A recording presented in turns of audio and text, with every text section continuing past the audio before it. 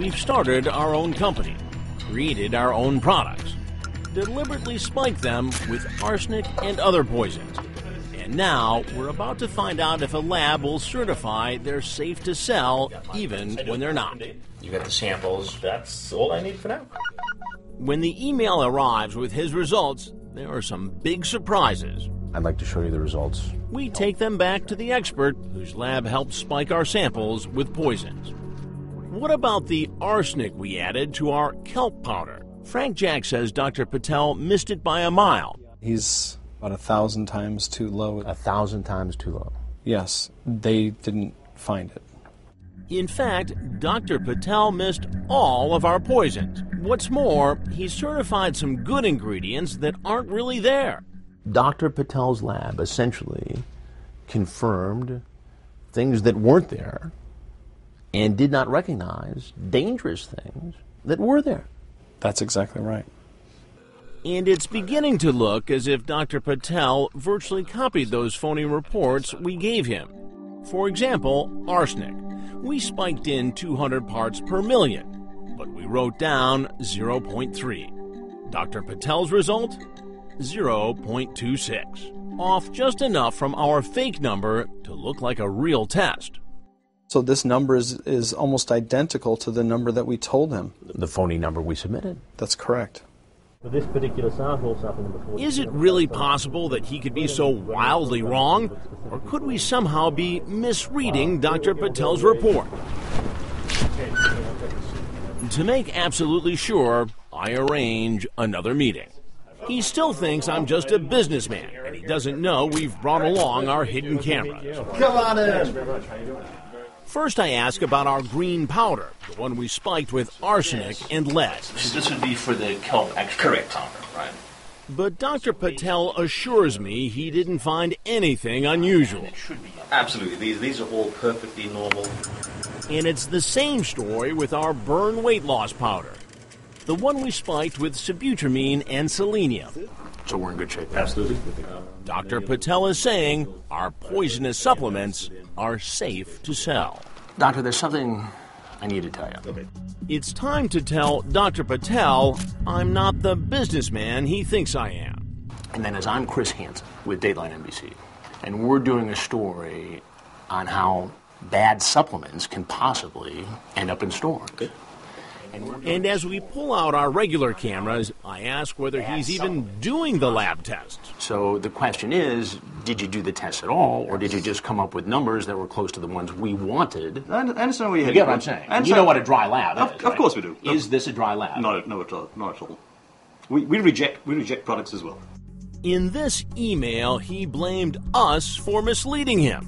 When given misleading information regarding a sample's makeup, we would not be aware that the data being observed is being compromised due to matrix parameters we are not cognizant towards. Confused by that? So were we. So we met up with Dr. Patel one more time. We came in here to test you. Correct.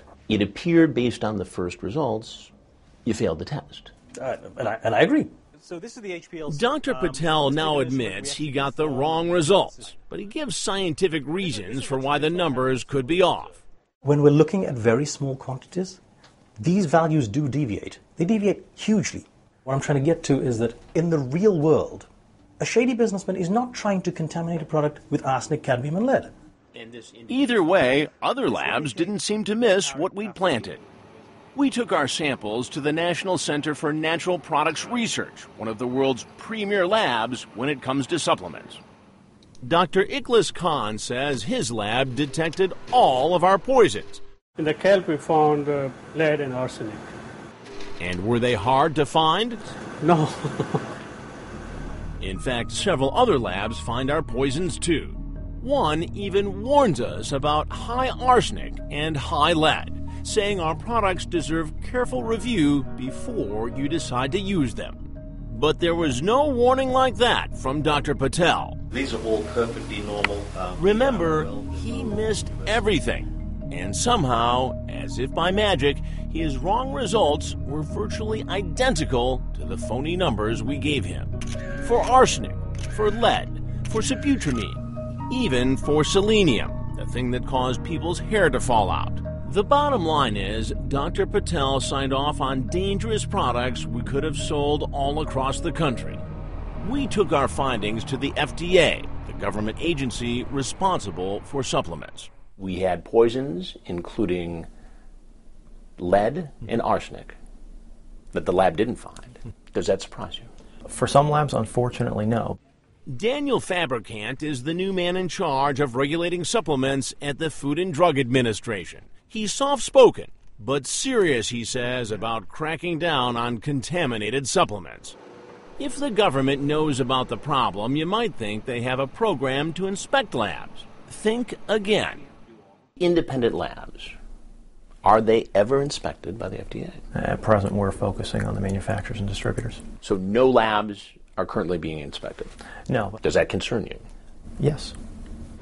In America, the people who cut your hair have to be licensed, but not the labs that test the supplements you take. Two major groups representing the supplement industry declined to do on-camera interviews, but in a statement, the Council for Responsible Nutrition told us, "We take seriously the allegations of fraudulent laboratory practices raised by this report."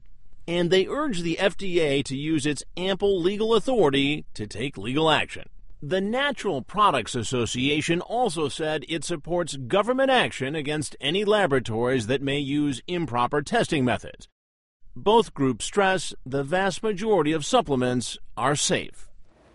And that brings us back to Total Body Formula and the people who say they've been sickened by supplements that were never properly tested. So to this day, and forever going forward, you're going to worry about damage to your liver, Right. your kidneys, Right. your heart, That's right. all because of a vitamin. I would never have believed it if I hadn't gone through it myself. And here's something else you might not believe. The FDA says it only has 22 full-time people at its headquarters supervising the $28 billion supplement industry, Lester. And are there particular categories of these supplements that folks should be more concerned about? Excellent question. The FDA says the biggest problems it's found are with weight loss formulas, muscle-building supplements, and those supplements that are supposed to help you in the bedroom. And if you're taking some of these supplements, how do you find out their status? The best thing you can do, Lester, is to check the FDA website, which lists supplements it has identified as dangerous after they're on the market. You can find a link to the FDA site plus tips on buying safe supplements on our website, DaylineNBC.com. All right, Chris, thank you very much.